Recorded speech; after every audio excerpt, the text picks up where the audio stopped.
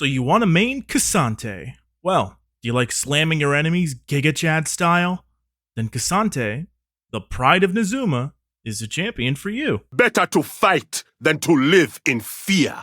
Ksante grew up immersed in his homeland's history and vowed to become Nazuma's greatest warrior hunter. On his early hunts, Ksante forged many friendships, but his closest was with a young man from Marromark named Tope. Tope? I'm not sure. I'm gonna say Tope. Where Ksante was a blazing force in combat, Tope specialized in ranged assault. Their chemistry was unmatched, as they bested rock bear herds, Shakal raiding parties, and even Xersai stampedes. And as their teamwork grew stronger, so too did their bond. One starlit evening, Ksante confessed to Tope, admitting his feelings went beyond camaraderie. When he learned that Tope felt the same way, the two lovingly embraced and shared their first kiss. Together in that moment under the stars, all seemed right. But as Azir and Xerath waged war against each other, they unleashed horrible beasts upon Shurima. Nazuman scouts soon sighted one such creature, a colossal predator shaped like a lion and a cobra that had wandered astray and was now terrorizing the nearby savannah. When the city-state's leaders asked who could quell the beast, Ksante and Tope pledged their might. They failed on their first attempt, and so they tried again and again. Ksante's frustration burned. To become Nazuma's greatest, he had to slay this beast. Nothing else mattered. Their biggest success was an encounter where they managed to claim a piece of the Cobra Lion's armor. Tope hailed this as progress and thought that if they sought more help, they could make even more headway. But Ksante wouldn't accept it. He began to wonder if Tope was holding him back, and soon dismissed Tope's strategies as futile. Hurt, Tope returned to Marromark, leaving his journal full of info on the beast to help Ksante. Beneath a scarlet sky, Ksante approached the Cobra Lion once more. He calculated every maneuver, dodging when the beast struck and striking when the beast slipped. Sunrise became sundown, his weapons were shattered and his body bloodied. But his spirit was unyielding. When the creature tired at long last, Ksante found his opportunity, inspired by Tope's theories, and cornered his foe against a Nazuman waterfall where the natural waters weakened the lion's armor, allowing Ksante to finally land a fatal blow. So, he's League of Legends' first canonical gay character, just outright. No suggestions, no cute dialogue. He's just canonically gay with a boyfriend. I guess that's why he's the pride of Nazuma, huh?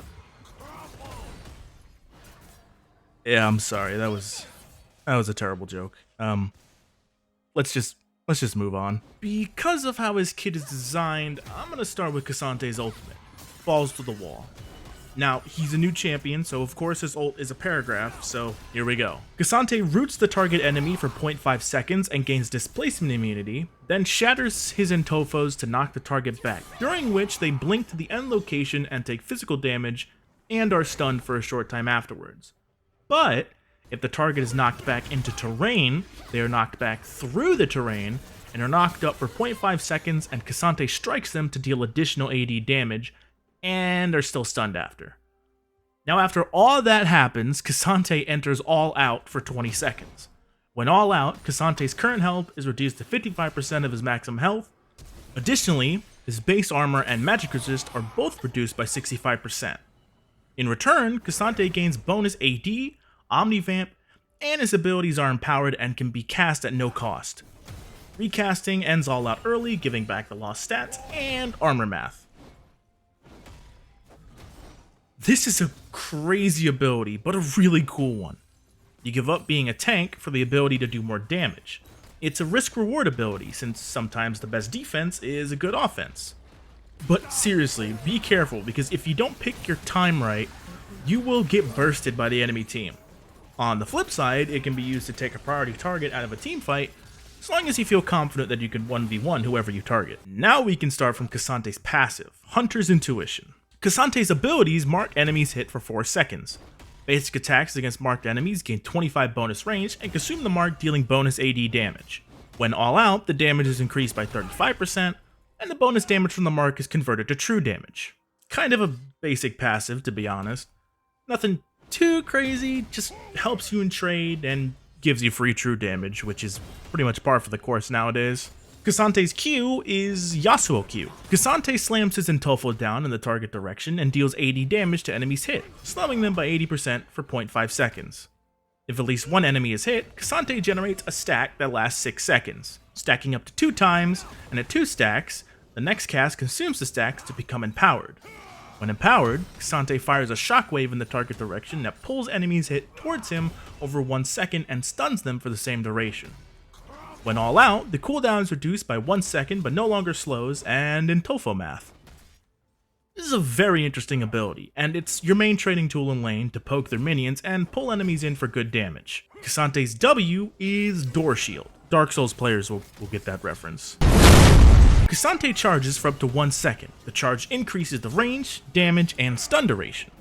During the charge, he gains displacement immunity and 25% damage reduction. On recast, or at the end of the charge, Ksante dashes in the target direction, dealing 80 damage to enemies he passes through, carrying them alongside him and stunning them for a duration. When all out, it no longer knocks back or stuns, but deals bonus 80 damage, and the damage reduction is increased to 30%, and has doubled the charge duration and dash speed. Entering all out refreshes this ability's cooldown, by the way. It's a pretty basic defensive ability like an Irelia W or a Braum E. Use it to soak up damage, and go in to plow through your enemies and stun them, or do bonus damage when all out. Ksante's E is Happy Feet. Ksante dashes to the target location, though not through walls, and grants himself a shield for 2 seconds. You can also cast this on allies to dash to them at increased range and grant them a shield as well. When all out, the dash speed and range are increased, and it can now dash through terrain. A standard dash, to be honest. Use it to gap close or get away while getting a shield. It also helps that you can cast any of your abilities during the dash, so it has room for combo potential. But you might be asking, how do I play Ksante? Oh, nice. Okay. He has ult. Oh, he ulted. Oh, yeah. Okay. Slow. I'm out of here. Nice. Okay, you walk it. Fuck you. Get outplayed. Oh, shit. Okay, I actually really love this champion. In all honesty, you have really good early game trades, with the exception of a few matchups, but we'll get to that later. In lane, you want to farm while poking your enemy laner with Q, while farming and making good use of your passive to harass your enemy. Your basic combo goes like this: Q auto, Q2, auto, Q3 for the knockup and stun, and use W to soak damage when your enemy laner retaliates, along with your E for the shield. You pretty much use Q while weaving in autos to consume the stacks to maximize your damage. Mid-game, you'll be pretty tanky while having decent damage from your passive since it scales with your bonus resistances. Soak up damage for your team, and peel for your carries. Make sure to choose wisely when to ult a target because you will lose your bonus resistances in exchange for damage. In the late game, you'll be a tanky CC chanting machine if everything goes well. Ksante feels like a pretty well-rounded champion. He's tanky with the potential to do serious damage in exchange for said tankiness. Honestly, late game isn't that different from mid game, so let's move on to maxing order. I like to go QEW. Q for more damage and lower cooldown since it's your main trading tool, E for lower cooldown and stronger shield, and W last because it's a defensive ability and I honestly found myself using E more often. For runes, this is what felt best during my games with Ksante. Grasp of the Undying for sustain and more health, Shield Bash because your E is a shield so you get more damage, Bone Planing for tankiness, and Overgrowth for more bonus health. Precision Secondary with Triumph for heals on kills, and Legend Tenacity for bonus tenacity. In terms of what you can build on Ksante, this is what I like to build on him. Sunfire for the AoE burn and resistances, Force of Nature for magic resist and AP damage reduction, Thornmail for grievous wounds, even though they nerfed it, so it basically doesn't matter when the enemy team just stacks Omnivamp with an enchanter support, Spear Visage for MR and increased healing, and finally Deadman's Plate for armor and bonus movement speed. I mean, he's a tank, so any tank items will work, to be honest. Now, let's talk about matchups. Ksante's 3 worst matchups, in my opinion, are Tryndamere, Olaf, and Renekton. Tryndamere is annoying with his sustain from his Q and free crit from his passive, so he may get good RNG and just crit you 3 times at level 1, because he's quirky like that. His ult also makes it so he can't die, which is just annoying, especially since he can ult while CC'd. You can also just split push the whole game, while you need to be with your team, since you'll probably be the only tank on your team. Try to shut him down early by coordinating with your jungler. Tryndamere is pretty much inevitable, but you can delay it with good plays and dominating lane phase. Olaf is rough due to his Q shredding armor and letting him run you down early. And honestly, his early damage is far greater than yours, so you really don't win trades against him early. Especially since his passive gives him more lifesteal the less health he has, and his E is point and click true damage. His ult also makes him immune to CC for the duration. Just try not to get hit by axes and play smart, and you should be okay. Renekton is just a classic lane bully. He has crazy damage and sustain. His empowered W destroys shields, literally, it makes them pop and deal bonus damage and stuns you for 1.5 seconds. His E is 2 dashes, so he's either sticky or hard to catch, and his ult makes him even more dangerous with bonus health and AoE damage.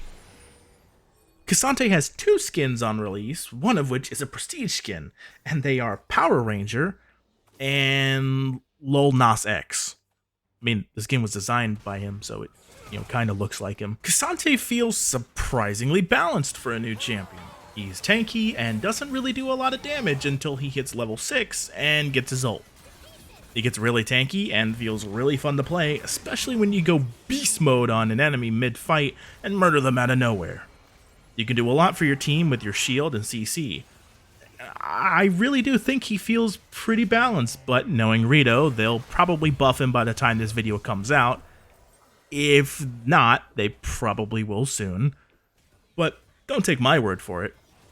Try him for yourself. I'm the Wildcard, and as always, I'll see you on the Rift.